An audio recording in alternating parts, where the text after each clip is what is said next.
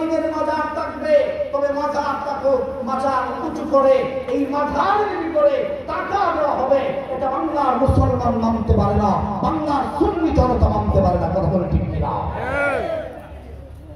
আল্লাহ পাক রব্বুল আলামিন আমাদের মধ্যে উপস্থিত হয়েছেন হযরত মাওলানা আলী হাসান ওসামা দামাত বারকাতুহু। আল্লাহ পাক হুজুরের হায়াত দান করুন। আমি একটা সময় কথা বলতেছিলাম, হুজুর আসা পর্যন্ত কথা বলবো। আল্লাহ পাক শায়েখদের হায়াত দান করুন।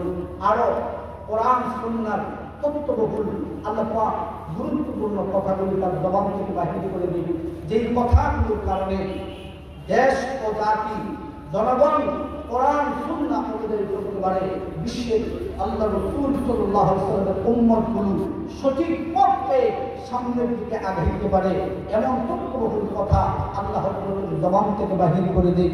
আমি আমার উস্তাদগুলো সকলের কাছে দোয়া চেয়ে আজকের মতো আলোচনা শেষ করলাম। ওয়া আখিরু দাওয়ানা আলহামদুলিল্লাহি।